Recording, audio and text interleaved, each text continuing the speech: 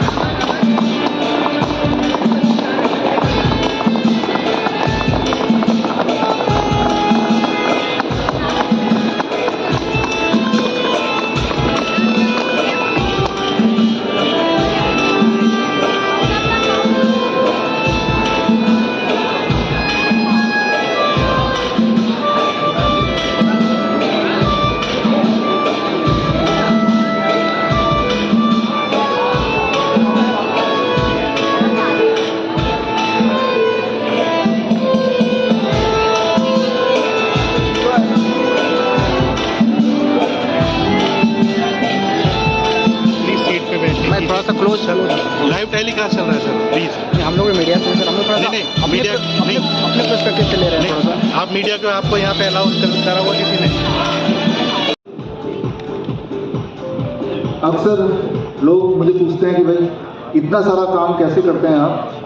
तो आपको ये पता है जिस तरह से फिल्म का हीरो होता है, अरे खोलना नहीं है, अरे रुको, मेरी अभी सब लोग आए हमारे टीम के लोग, बोल लिया तो वही है, एक मिनट रुको, अभी तालियां मत बजाइएगा, एक मिनट। तो जिस तरह से फिल्म का हीरो होता है, ऐसा लगता है कि यही गाना गा रहा है, इसी ने गाना बनाया होगा, यही डांस कर रहा है, यही सब कुछ कर रहा है, लेकिन उसके पीछे एक टीम होती है, उसके पीछे कोई डायरेक्टर होता है, राइट, जिसकी एक विजन होती है। तो आज मैं अपने डायरेक्टर से मिलाने वाला हूँ। नीरजा मेरी वाइफ यहाँ पे खड़ी हैं। तो इसके अलावा हमारी जो टीम है, मेडिकल टीम, एक बार हाथ रेस कर दें, और इधर भी हैं, और ख़ास हमारे ऑफिस में पिछले जब से हमने कैंप प्रोटोकॉल स्टार्ट किया है, किस तरह की बातचीत होती है।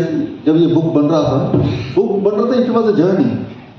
तो हम बोलते हैं ये हमारे बच्चे हैं, that is how the vocabulary started.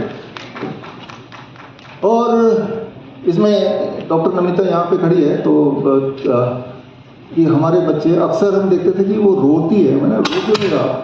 तो अब हमें पता चल गया जब भी एक बच्चा ठीक होता है तो इनके आंसू निकल जाते हैं तब। और जब बच्चा ठीक नहीं होता है, या पेरेंट्स, शायद ही कोई पेरेंट होगा जिनको डॉक्टर नमिता की डांट अब तक नहीं पड़ी हो। और हम सब मिलके, डॉक्टर नमिता तो अक्सर बोलते हैं कि पेरेंट्स को मत डांटो, तो डॉक्टर ने बोलते हैं हमारे बच्चों का नुकसान कर दिए। मैंने बोला वो हमारे बच्चे नहीं, उन पेरेंट्स के बच्चे, हमें तो सिर्फ बताना है। तो कह रही हम ये सारे बच्चे ठीक हो सकते हैं और ये पेरेंट्स नुकसान कर रहे हैं, एंटीबायोटिक दे के नुकसान कर रहे हैं। तो मैंने उनको बोला कि भाई ऐसे ही भाषा अगर यूज़ करोगे, पेरेंट्स को डांटोगे, और तो पेरेंट्स बुरा मन गए। कुछ लोगों की कंप्लेंट भी आई हमारे पास कि हमें तो ऐसा ढंग से बिहेव नहीं करते। तो मैंने बोला कि भाई याद रखो, ये आपके बच्चे नहीं है, हमारे बच्चे नहीं, उन पेरेंट्स के बच्चे हैं, और आप इन्हें ठीक कर सकते हो, हमें पता है, हम लोग ठीक कर सकते हैं, लेकिन ठीक होना नहीं होना ये अल्टीमेटली पेरेंट्स का है।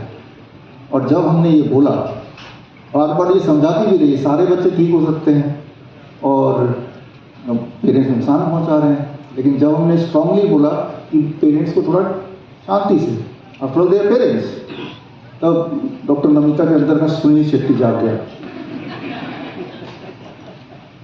ये बच्चे ठीक ना हो, ऐसा हो नहीं सकता, इन बच्चों का कोई नुकसान पहुंचाए, मैं ऐसा होने नहीं दूंगी। तो वैसे ये सुनील शेट्टी का कौन सा डायलॉग था असली वाला, कोई है जो बता सकता है यहाँ पे? दे रहा हूं, देव मुझे भूल जाओ देव,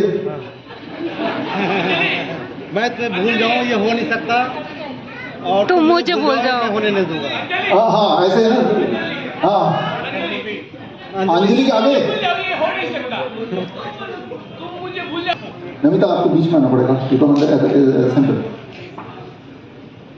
तो हमारे ऑफिस में हम सब बच्चों को अपने बच्चों की तरह फील करते हैं। जब आप ऐसा फील करेंगे ना तो आप ठीक कर पाएंगे।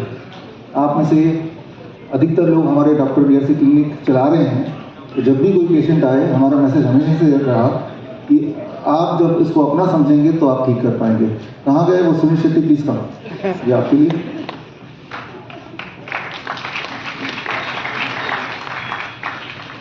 Thank you. Now we can read the book. आप इधर आ जाओ, हमारी टीम कहाँ है और भी, प्लीज कम, मैं सेंटर पे आ जाता हूँ।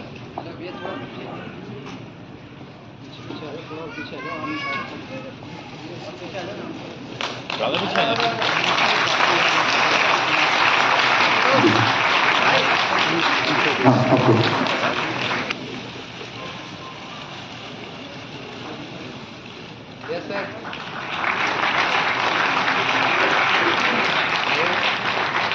Yes. Thank you.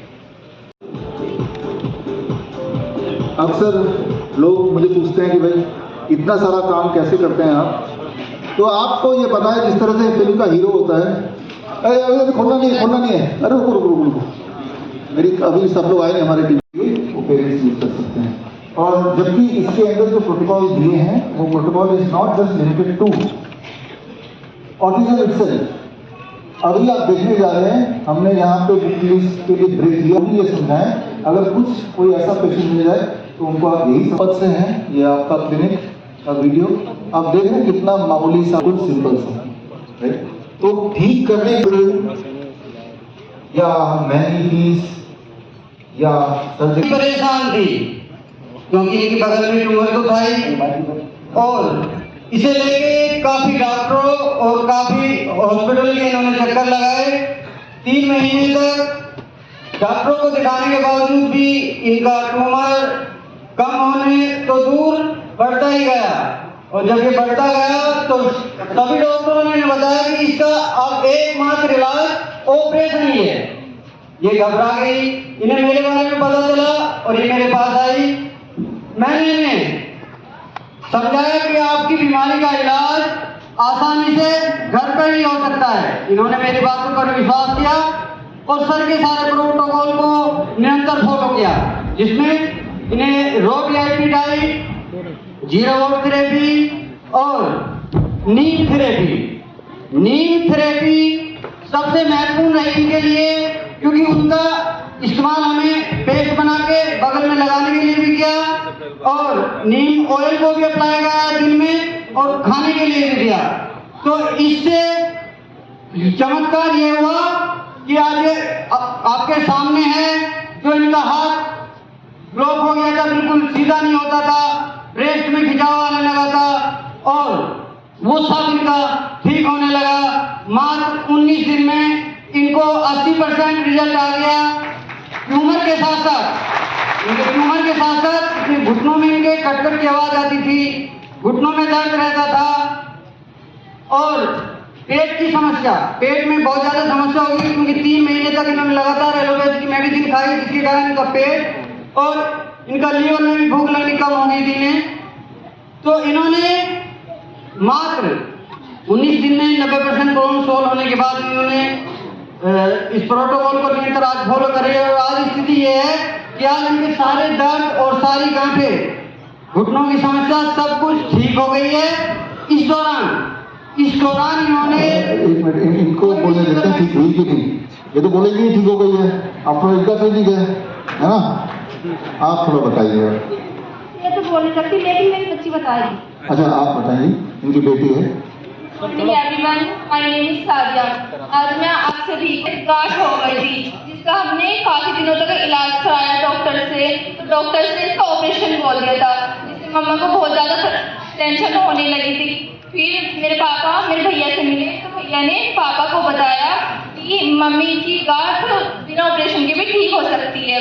फिर जब हम इन डॉक्टर से मिले तो सर ने हमें डॉक्टर बीआरसी के द्वारा मतलब कुछ देसी नुस्खे करने के लिए बोला, जिससे हमने वो किए, जिसमें नीम का ऑयल था और नीम का पेस्ट बना के वो मम्मी की पकड़ पे लगाया और fruits and veg and salad खाए, तो जिससे मम्मी बिल्कुल ठीक हो गई। मम्मी के जोड़ों में भी दर्द होने लगा था बहुत ज़्यादा, और सर मम्मी को वॉमिटिंग की भी बहुत ज़्यादा प्रॉब्लम थी और हेड प्रॉब्लम और जोड़ों का भी दर्द बहुत ज़्यादा था। सर अब मम्मी मेरी बिल्कुल ठीक हो गई है। तो मतलब मैं आपका बहुत ज़्यादा ज़्यादा करती हूँ सर, आपके द्वारा और इन सर के द्वारा मेरी मम्मी ठीक हो गए। थैंक यू सर को किया दिखा हमने। इसके बाद हमने फिर सर का वीडियो देख के हमें उसका ट्रीटमेंट चालू किया हमने। तो अभी मैंने 3 महीने के बाद मैंने रिपोर्ट किया, मेरा रिपोर्ट नॉर्मल आया। 15 साल से मेरी बीपी की दवाई चल रही थी, 3 दिन में मेरी बीपी भी हो गई अच्छी। अभी कोई दवाई चालू नहीं है मेरी। आप कुछ बताना चाहें? मेरा नाम सुशील है। मेरा BRC clinic at home clinic Nashik में है, महाराष्ट्र में। और जैसे कि सर हरदम बोलते हैं कि इलाज हो तो एविडेंस बेस्ड होना चाहिए, सस्ता होना चाहिए, फास्ट होना चाहिए और उससे कोई साइड इफेक्ट नहीं होने चाहिए। ये आपके सामने है। इनको पूरे इलाज में 19,000 का खर्चा है, जो कि एक पेट स्कैन के बराबर है। मैं धन्यवाद करना चाहूँगा डॉक्टर बीआरसी का, डॉक्टर की टीम का और हमारी जो कोऑर्डिनेटर है प्रीति जंगम उनका। Thank you sir. आप यहाँ तक आए और एक इंस्पिरेशन बने। आज से 50 साल पहले ये मूवी भी आई थी सर, इस कब आई थी? 1973 में आई थी, जिस साल मैं पैदा हुआ। तो आप में से वो लोग जो इस बात को रिलेट करते हैं, मेरी उम्र के लोग, याद कीजिए उस वक्त ऑटिज्म, जो कि आज का मुख्य सब्जेक्ट है, ऑटिज्म का नाम और निशान ही नहीं था, एब्सोल्युटली नील, शून्य था, 0।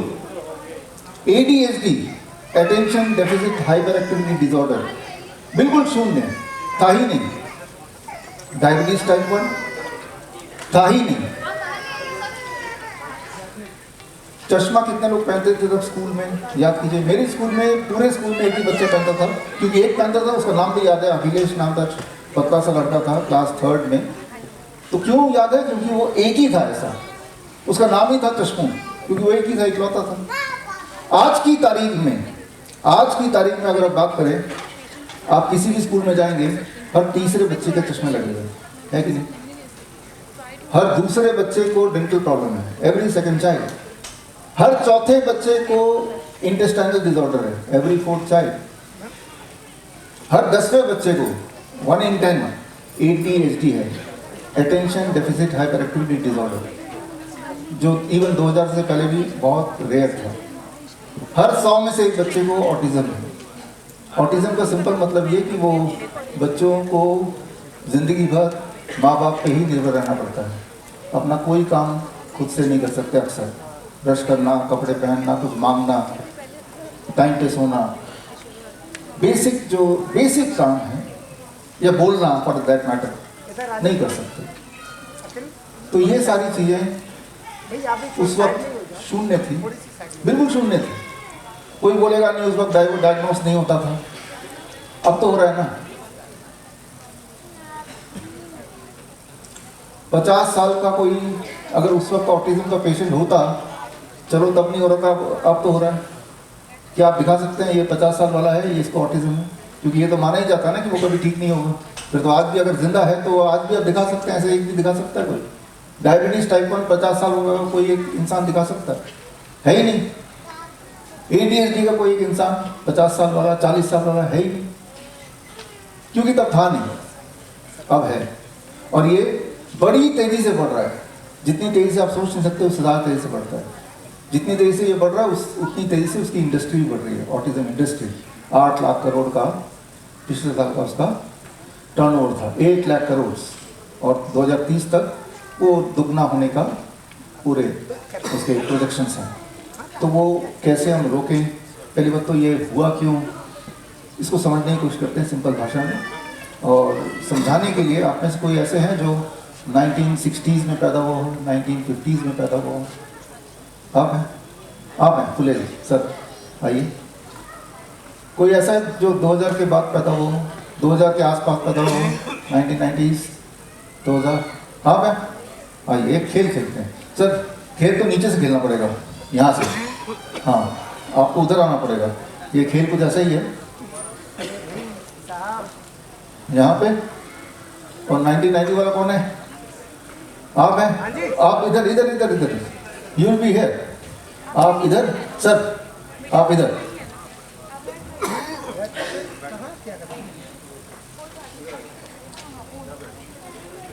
ये सर इसको एम करना है और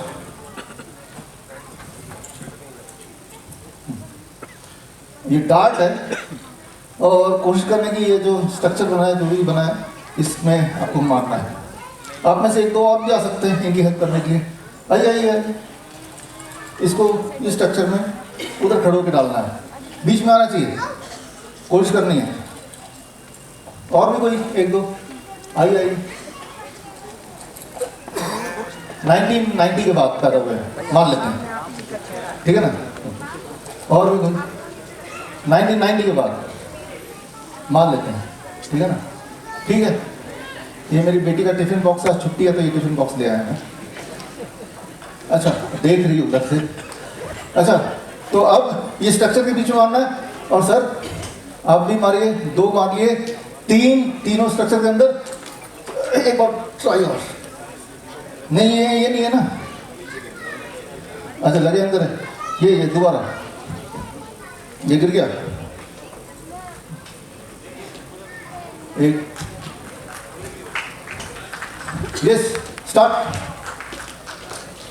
देते रहो। इसके आगे का वो निकाल दो, नोक का ये हटा दो, पन्नी हटा दो। हाँ, पन्नी हटा दो। अभिषेक आप पन्नी हटा दो। हाँ, ओके, वेरी गुड। थोड़ा बहुत आसपास जा रहा है, ठीक है। हाँ, चलिए इसको पन्नी हटाइए। Try again. यस, एक रह गया। आप गौर से देखिए ये क्या कर रहे हैं, ठीक है? You can take your seat. ठीक है सर, आपने दोनों का रिजल्ट देखा, इन्होंने कोशिश की और साथ, अरे इसको ठीक उल्टा लगाया, ठीक से रहो। अभी ठीक करो इसको। तो 2000 के आसपास जो पैदा हुए उन्होंने भी ठीक ठाक खेला, कुछ स्ट्रक्चर के बाहर गए, कुछ नीचे गए, कुछ ऊपर गए, कुछ और ऊपर गए। और जो 1960s के आसपास पैदा हुए उन्होंने भी काफ़ी अच्छा काम किया। और लगभग यहाँ भी कुछ समझ आ रही है स्ट्रक्चर किस चीज़ का है। तो 1970 की बात, जब मैं पैदा हुआ था, 3-4 ही डार्ट गेम समाज हमारे साथ बस इतना ही खेला। आज की तारीख में 30-40 वैक्सीन्स लगते हैं इस तरह से। This is 1970, this is 1925, right?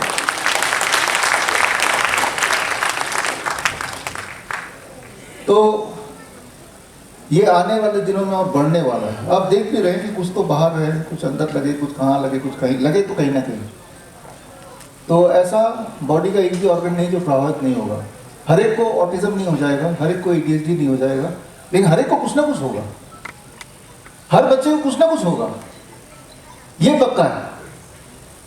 आज की तारीख में अगर आप देखें, आप ढूंढ के दिखाइए एक हेल्दी बच्चा जिसको कुछ भी नहीं है, दांतों की प्रॉब्लम नहीं है, चश्मा नहीं लगा, डायबिटीज टाइप 1 नहीं है, हाइपर एक्टिव नहीं है, इंटेस्टाइनल डिसऑर्डर नहीं है, स्किन डिसऑर्डर नहीं, दिखाइए। अगर आप दिखाएंगे तो मैं ये दिखा दूंगा कि वो अनवैक्सीनेटेड चाइल्ड होगा। फिर नो वैक्सीन एट ऑल। आज भी हमारे देश में, पूरे दुनिया में 10% ऐसे बच्चे हैं जिनको वैक्सीन किसी न किसी वजह से नहीं लगाई जाती, या तो वो छूट जाते हैं या उनको पहले से ही पता है। मेरी बेटी यहीं बैठी है, जब हॉस्पिटल में पैदा हुई पहले ही बता दिया था कि भाई, सबको बता दिया था कोई वैक्सीन नहीं लगेगा। लेकिन मेरी सास से छीन के ले गई नर्स, एक लगा दिया। वो एक के अलावा मेरी बेटी को पता नहीं चुभना क्या होता है, शी डजंट नो। तो मैं उदाहरण ये देना चाहता हूँ कि ज़रा देखिए क्या हालत है। तो जब भी आप अपने बच्चे को, इस वक्त ऑनलाइन जो लोग मुझसे जुड़े हैं, मैं उनसे भी जुड़ना चाहता हूँ। जूम के माध्यम से जुड़े हैं, यूट्यूब से जुड़े हैं, फेसबुक से जुड़े हैं, करीब 25 चैनल से लोग जुड़े हैं। जूम से जुड़े हैं करीब हमारे 5000 इस वक्त ऑटिज्म के पेशेंट्स हैं, 5000, लेकिन जूम की लिमिट 1000 की है, तो वो सारे जुड़े हैं। तो जो लोग जुड़े हैं उनको मैं बताना चाहता हूँ, वो लोग जो इस ऑटिज्म को खेल को समझ चुके हैं और इससे बाहर निकल चुके हैं, उनको मैं यहाँ स्क्रीन पे भी दिखाऊंगा। कुछ लोग यहाँ पे हैं भी हमारे पेशेंट, तो उनको भी हम मिलाएंगे। तो यहाँ पे ये इम्पॉर्टेंट बात जो आपको समझनी पड़ेगी, जितना ज़्यादा ये डार्ट गेम खेलेंगे अपने बच्चे के साथ। बच्चा क्या है? बच्चा इस फुटबॉल की तरह है। फुटबॉल की अपनी मर्जी नहीं है कुछ, वो गोल करेगा या ग्राउंड से बाहर जाएगा या वहीं रहेगा।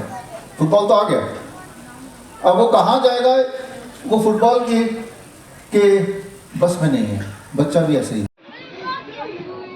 उन सब दवाइयों में कहीं ना कहीं धरती माता से उपलब्ध होने वाली चीजें थी। ये भारत माता की जय भी उतनी ताकत से बोल रही है। भारत माता के वंदे वंदे भारत माता के। आज इस ऑटिज्म पर है तो मुमकिन है भी लगा दो क्या विशेषकर जो वर्कशॉप तो राय चौधरी जी अभी एक्सप्लेन कर रहे थे, ये मित्र वायरल हो जाएगा। आचार्य मनीष जी भी हमारे मध्य में है। मेरी कुछ भ्रांतियां थी जो आज यहाँ बैठकर दूर हुई है। सबसे बड़ा तो था कि भाई जल्दी इलाज कराना है तो एलोपैथी में जाना है, वहाँ जल्दी इलाज हो जाता है। आपका इलाज बहुत लंबा है, इंतजार नहीं होता इतना लंबा। लेकिन आज मैं ये ज्ञान तो लेकर जा रहा हूँ, ये एलोपैथी से कहीं ज़्यादा जल्दी और अच्छा इलाज कुछ है तो आपका इलाज।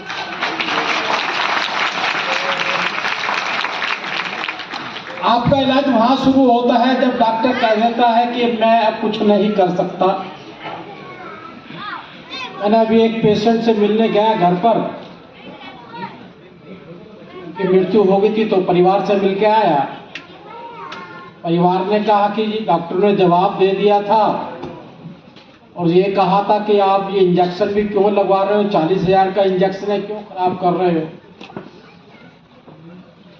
मैं सोच रहा था जिसके परिवार से जाता है, जिसके घर से जाता है, जिसका मित्र होता है, जिसका बेटा होता है, पिता होता है, उसके दिल पे कब क्या बीतती है जब डॉक्टर ये कह दे कि अब इसका अंतिम समय। लेकिन मुझे लगता है कि आपका इलाज उसके बाद शुरू होता है जब कोई कह देता है कि अंतिम समय। इस प्रकार से आप जो डॉक्टर नहीं करता,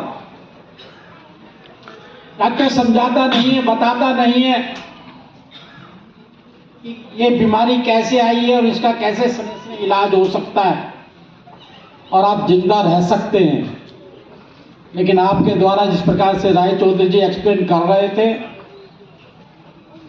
मुझे लगता है कि एक विश्वास पेशेंट के अंदर पैदा करना, उसमें अपनत्व जोड़ना और उसको ये विश्वास कराना कि बीमारी कोई ज़्यादा बड़ी नहीं है, इसका इलाज हो सकता है।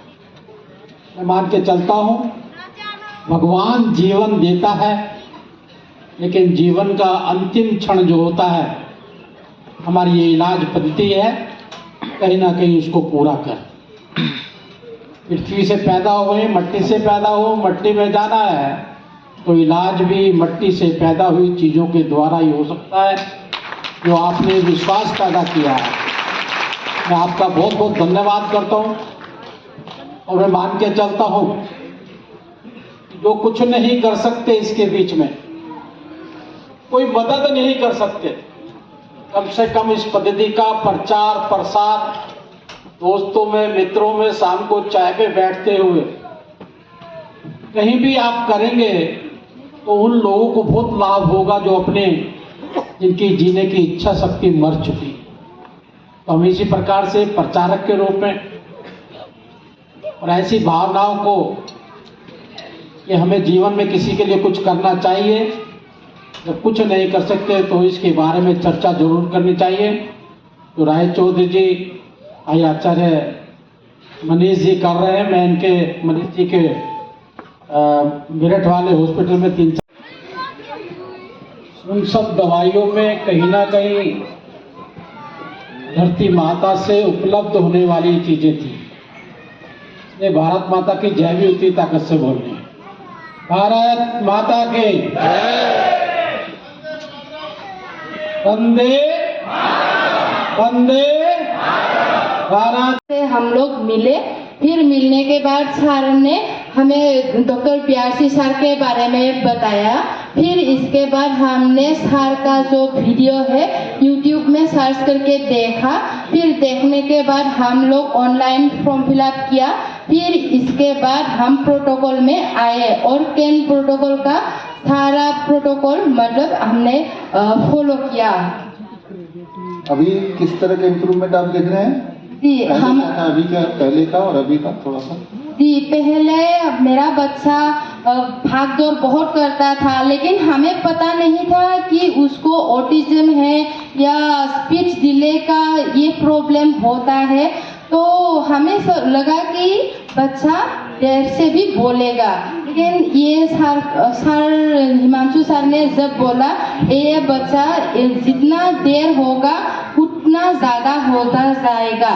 फिर इसीलिए हमने सर के जो प्रोटोकॉल फॉलो करके सर लोगों ने 10 डेज का चैलेंज दिया था कि 10 डेज ये चैलेंज मैंने सर का एक्सेप्ट किया। फिर एक्सेप्ट करने के बाद देखा कि 4 दिन में ही रिजल्ट देखना शुरू हो गया।